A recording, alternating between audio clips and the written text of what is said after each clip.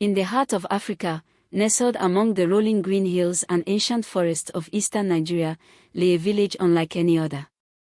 Its name was Ugwu, a place whispered about in neighboring lands, not for its wealth or its warriors, but for its strange fate. For in Ugwu, the people believed that the sins of one could be carried by another. A man's wrongdoing could curse his innocent brother. A woman's betrayal could fall heavily upon her husband's shoulders. In Ugwu, no secret was too small, and no mistake remained without consequence. The elders often said, "The gods are watching. Even when you whisper in the dark, your voice reaches them." And this is the tale of Chima, the great farmer of Ugwu, and how the betrayal of his beloved wife brought ruin to his life and shame to her name. It is a story the elders still tell by moonlight, a tale carried from lips to ears, generation to generation, as a warning to all who think their sins are hidden. Life in Ugwu was bound tightly to the rhythm of the earth. When the rains came, drums echoed across the hills as men and women planted their seeds. When harvest arrived, the air filled with laughter, songs, and feasting. The villagers believed every yam, every ear of maize, every tuber of cassava was a gift from the gods. They offered the first fruits to the spirits before touching them themselves. And among these people lived Chima, whose name was spoken with respect in every compound. Chima was not born rich. He was the son of a poor palm wine tapper who died when Chima was just a boy. But hardship did not break him. From childhood, he worked with his hands, sweating under the burning sun, tilling the soil when other boys played. By the time he became a man, his hard work had transformed him into the greatest farmer Ugwu had ever seen. His farmlands stretched farther than the eye could follow. Rows of yam mounds rose like little hills across the soil. Cassava plants grew tall and strong. Maize fields danced in the wind like a sea of green. He hired men to help, but Chima himself was always at the forefront, hoe in hand, sweat running down his back. The people admired him not only for his wealth, but for his discipline. He never wasted his time in idleness, never boasted, and always gave to those in need. Mothers prayed that their sons would grow to be like him. Fathers pointed him out as the model of strength and virtue. And when the time came, Chima chose a wife. Her name was Effo. She was young and breathtakingly beautiful, with skin as smooth as the morning dew and eyes that carried both innocence and mischief. Her laughter could melt the heart of any man. Suitors from far and wide had sought her hand, but Chima's reputation and wealth made him the one chosen. Their marriage was celebrated with dancing that lasted through the night. Drummers pounded their skins until their hands bled. The ululations of women pierced the air. Goats were slaughtered, palm wine flowed, and the whole village rejoiced. For the people believed that together, Chima and Effo would become the pride of Ugwu, the perfect couple, destined for greatness. But beauty, like a sharp blade, can wound the one who holds it. Behind Effo's glowing smile hid a restless heart. Whenever Chima rose at dawn to lead his workers to the farm, Effo's eyes wandered. She admired the way her husband's cousin's friend, a young man named Obi, carried himself. Obi was nothing like Chima. Where Chima was disciplined and steady, Obi was wild, reckless, and charming. He had no farmland of his own, no wealth, but he had a sharp tongue and a boldness that drew women like moths to a flame. At first, it was only stolen glances, quick smiles exchanged when Chima's back was turned. But soon, Obi began to visit when Chima was at his farm. Effo would pretend to be busy pounding yam or fetching water, but her heart raced as Obi slipped into the compound. Their affair began in whispers and shadows. To Effo, it felt like adventure. To Obi, it was conquest. But neither realized that in Ugwu, no sin remained hidden for long. The gods, unseen yet ever watchful, had already begun to stir. Chima, meanwhile, continued his labor with pride. But slowly, he began to notice strange things in his farm. At first, it was small, a few cassava roots chewed by pests, a patch of maize bent and broken. He thought little of it. But as days turned into weeks, the damage spread. His vegetables shriveled. Monkeys invaded his fields in broad daylight, tearing maize from stalks and scattering it on the ground. Grass cutters dug holes in his yam mounds, devouring his harvest before it reached the surface. The harder Chima worked, the worse things became. It was as if the earth itself had turned against him.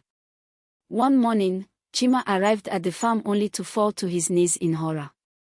Every single plant, yam, maize, cassava, had withered overnight. His once thriving land, the pride of Ugwu, now lay as a graveyard of dry husks and brittle stalks. Chima wept bitterly, clutching the soil with his hands. The sound of his cries carried across the hills, a sound so sorrowful that even the birds stopped singing. Back in the village, whispers spread like wildfire. Chima must have offended the gods, some said. No, it is witchcraft, others argued. But how can such a hardworking man be struck with such calamity, many wondered. His kinsmen grew worried. One evening, they gathered beneath the great Iroko tree to hear his story. Chima, weak and trembling, told them of his endless labor, of the strange pests, and of his ruined farm. His voice cracked with grief, his eyes hollow. When he finished, silence fell. Then, one of the elders spoke. We must seek the truth. This is no ordinary misfortune. We must go to the Dibia. The shrine of Dibia Ugwu, the traditional priest, stood at the edge of the village, guarded by charms and skulls of animals hung on trees. The path leading to it was narrow, overgrown with weeds, as if only the brave dared walk it. When Chima's kindred arrived, they carried kola nuts and palm wine as gifts. They bowed before the Dibia, who was a tall, gaunt man with eyes that seemed to pierce into the soul. The priest lit his sacred fire, the smoke curling into the evening sky. He chanted in ancient tongues, his voice rising and falling like the waves of the river. Cowries rattled in his hands as he called upon the spirits to reveal the truth. The flames flickered. The wind grew heavy. Then, in a voice that seemed not entirely his own, the Dibia spoke. The farm of Chima is cursed. But not by his own hands. It is the betrayal of his wife that has brought ruin upon his land. Effo has broken her vows. She lies in the arms of another, and the gods have chosen to punish her husband in her place. Gasps filled the shrine. Some covered their mouths. Chima sat frozen, his heart pierced by a pain deeper than any wound. He wanted to deny it, but deep down, he knew. The gods had spoken. The Dibia continued. If you wish to cleanse this curse, Chima must be purified. And Effo, she must be shamed before the people, so Ugwu will never forget the weight of adultery. The next day, Chima was brought again to the shrine. There, Dibia Ugwu performed the rites of cleansing. Palm leaves were tied around Chima's wrist, then bound, the smoke carrying his burdens away. A goat was sacrificed, its blood spilled to appease the gods. Libations of palm wine soaked the earth. When the ritual ended, the Dibia declared, "The curse has been lifted. But the woman must face her punishment." The punishment of Effo was a sight that would never be forgotten. The women of Ugwu gathered at dawn, their voices fierce, their eyes blazing. They dragged Effo into the village square, her beauty dimmed by fear. Around her neck, they hung leaves of shame. Her hair was scattered, her wrapper loose. They surrounded her, clapping their hands and singing mocking songs. Effo, wife of betrayal. Effo, who sold her husband's pride. Effo, who brought curse upon the land. The children followed, pointing fingers. Elders spat on the ground as she passed. Her once graceful steps faltered as the crowd jeered and cursed. The women marched her from one end of the village to the other, her shame laid bare for all to see. By sunset, Effo was cast out of Chima's home. Alone, disgraced, and broken, she disappeared from Ugwu, never to be seen again. Chima, though cleansed, returned to an empty house. The silence of his compound pressed heavily upon him. He had his wealth, his farmland restored, but the wound of betrayal cut too deep. At night, he sat by the fire, staring into the flames, a man whose trust had been shattered. But Ugwu did not forget. The tale of Chima and Effo became more than gossip. It became a lesson, a reminder that sin is never private, that betrayal brings ruin not only to the guilty, but to the innocent. And so, in the evenings, when the moon rose above the hills and the drums beat softly in the distance, the elders would tell their children, "Remember Ugwu.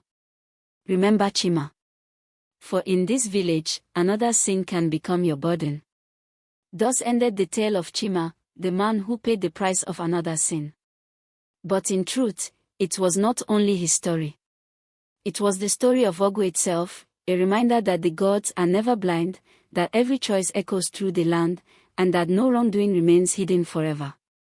And to this day, when a wife strays or a husband betrays, the people of Ugwu recall the shame of Effo and the tears of Chima.